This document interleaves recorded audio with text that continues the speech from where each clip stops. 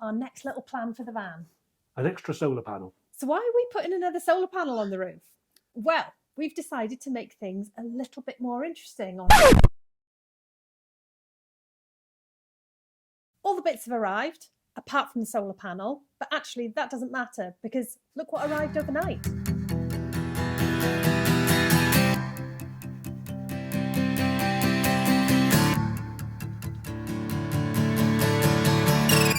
So we've bought another 100 watt solar panel to add to the one we've already got. For us to do that, we needed a few extra bits and bobs. The solar panel is straightforward. It was a Renogy 100 watt panel, which was just under £100. That comes on its own with its cable connector underneath, which isn't very long. So the first thing you're going to need is an extension cable. Make sure it's the same size as what you've got on the roof already. I've measured mine, it's 4mm. So this is a 4mm 3-meter extension cable, so I can link the existing solar panel to the second one. And to do that, we need 2 Y connectors so we can join one panel to the other. You can do it in either series or in parallel, but increase the ampage going to the battery. A big tube of Sikaflex, because there's nothing better for sticking your panel down with. And little feet, are they feet? Would you call them feet? Feet, corners, steady, stays. Just to screw into the panel, keep them steady, keep them stuck down, larger surface area. Some additional solar panel connectors, which is exactly the same as what you get on the extension, and the Y connectors.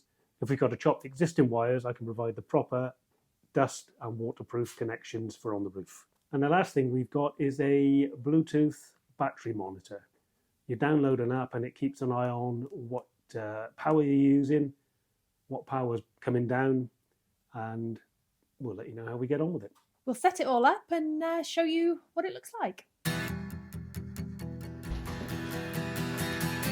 It's arrived. Ooh!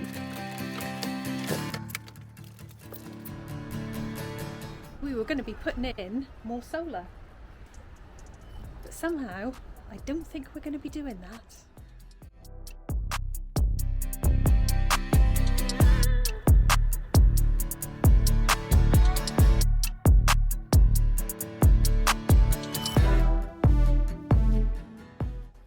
Very simple. Positive, negative.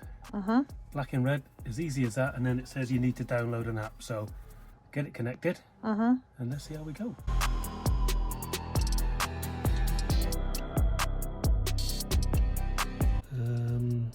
These are AGM.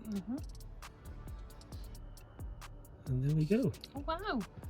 So we've got the battery is okay at 12.6 volts. So we'll turn the lights on. Yep, it's going down. 12.53 volts. Hang on, there we go. And I'll turn another one on. Hold it. 12.49. So yeah, the main thing is that the battery's okay. There's no charge whatsoever coming down because it's coated in snow. Where we're at is 12.44 volts, just about to start the engine. See if there's any charge going into it.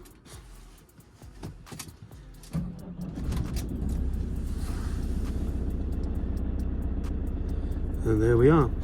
We're now running at 13.47 volts with the engine running.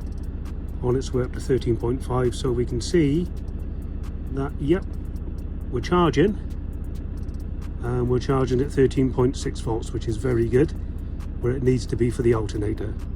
So yeah, result looks pretty good from here. Then obviously when we've got the solar working, because at the moment it's absolutely zero, that'll also indicate what charge we're pulling. But yeah, that's a good result, that is. Simple app, simple bit of kit. How much? $21.99 Amazon next day, and it's given us pretty much what I would expect.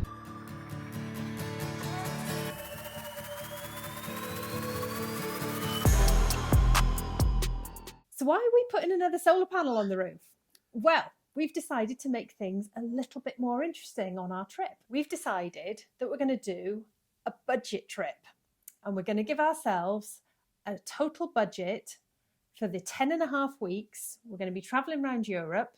It's going to include food, fuel, accommodation costs, any little extra trips out or anything we do for 2 people and 2 dogs. We've given ourselves, drumroll, £2,500. So we've got to get by on £32 a day. So that's the challenge. Can we do it? Who knows? How far can we even get on £32 a day? Could we get all the way down to Greece, for example? Who knows?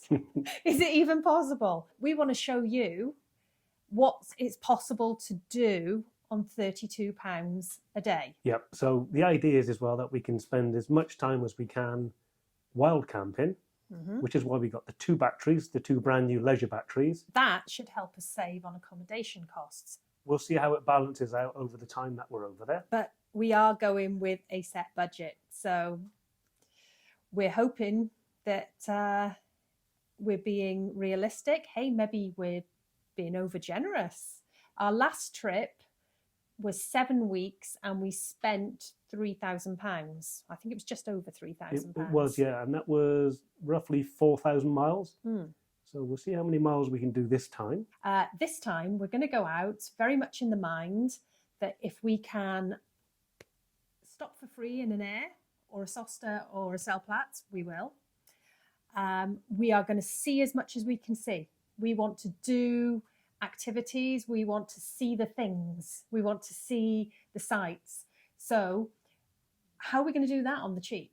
So we're going to work that out as well. Yeah, I think we don't want a cheap break, but we want a break on a budget. And show what's possible. So our next step is going to be preparing the van, getting that all ready. And our next video is going to be showing you how we're setting up the van and what we're packing, what we're going to take, what we need to make our budget busting £32 a day trip possible.